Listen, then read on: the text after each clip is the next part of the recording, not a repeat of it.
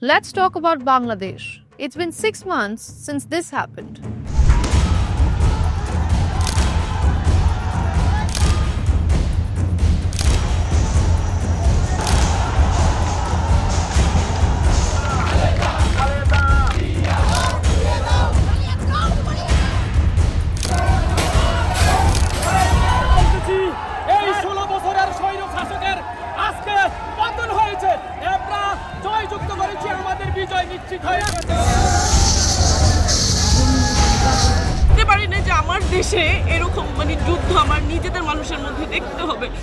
What began as peaceful student demonstrations quickly evolved into a nationwide movement. It exposed anger towards Sheikh Hasina and her governance at a scale she or the world had not imagined. It was proof that economic development cannot come at the cost of democratic institutions. So was that the end of Sheikh Hasina? Has Bangladesh changed in the last 6 months? And what does this mean for South Asia? I'm Ananya Datta for Hindustan Times. Let's get some answers.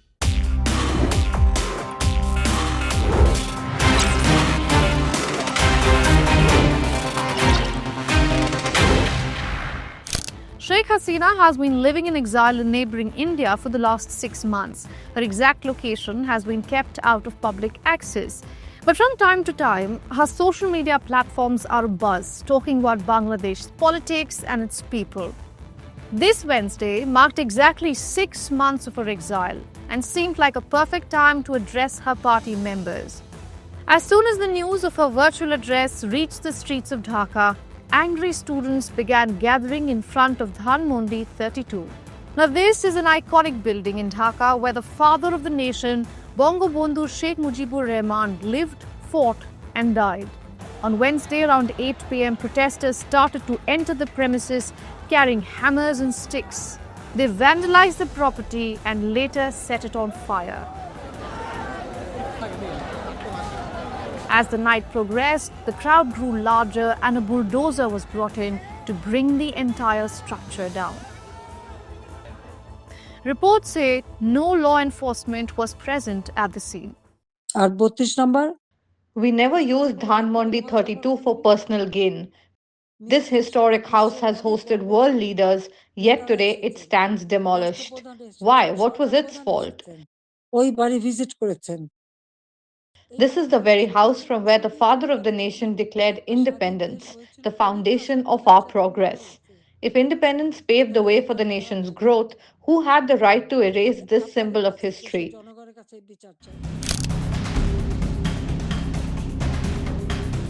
Hasina's father and the country's first Prime Minister, Mujibur Rahman, once loomed larger than life across Bangladesh, from statues to currency notes to buildings in his name. Today, he is nowhere to be found. What has happened in the last 6 months has in many ways rewritten history. People of Bangladesh, especially the young, were angry with many things. Hasina was accused of becoming increasingly authoritarian. Cracking down on the opposition, corruption and rigging elections were used as tools to stay in power. The ousted Prime Minister has denied all of these allegations. বাংলাদেশকে নিয়ে যেন একটা ধ্বংসের খেলা শুরু হয়েছে There is a dance of destruction going on in Bangladesh. The country that was a role model for growth in the world is turning into a land of riot mongers and terrorists.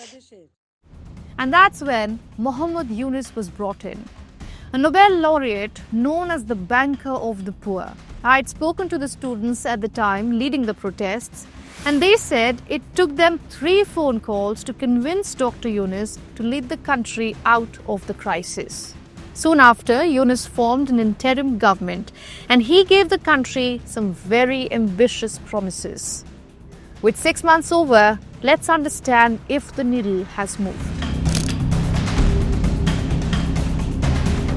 Experts on the ground have been talking about growing impatience with the interim government. Public safety has improved, especially since the days after Hasina fled and her supporters were targeted by the faceless mobs.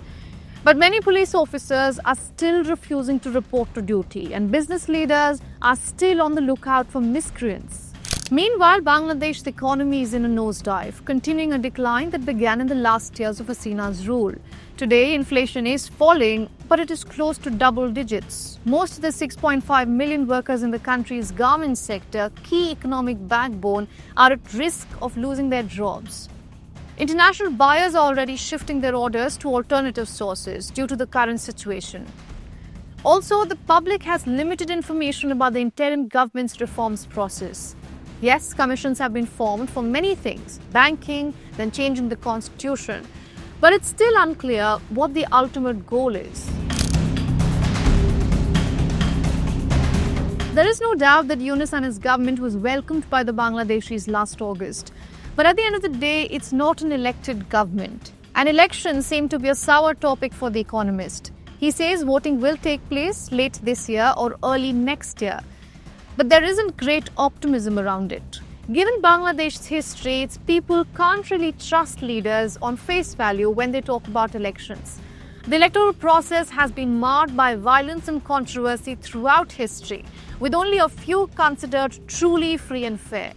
Often opposition parties boycott elections, like last year the BNP did.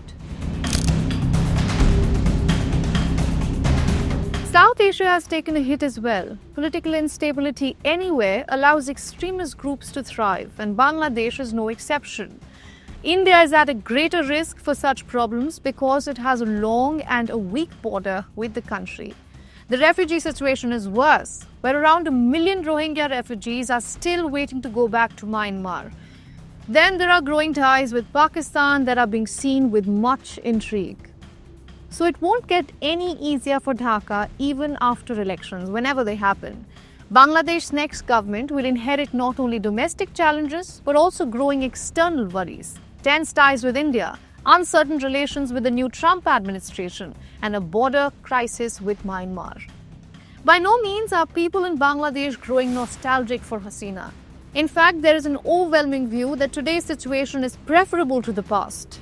Still, if tangible changes do not follow, the public's patience will wane. And we could see a repeat of what happened on 5th of August last year. Only this time, there is no other Nobel laureate to save the country.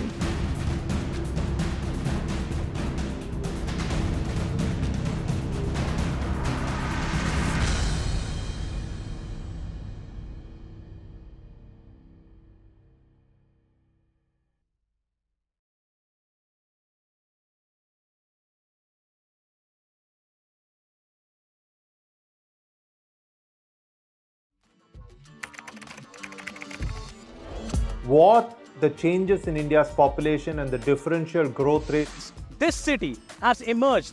We have a very special guest on the record. The interview.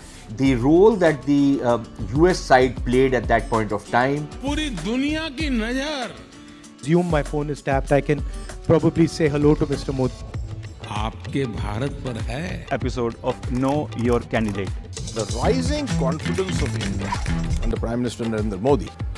Communist China is the greatest threat. There will come a day that we will see far more radical extremist. I'm still a little perplexed by why we. Your daily dose of news from India and across the world. Cutting edge views and analysis. Tune into HT videos. Click on the bell icon to subscribe.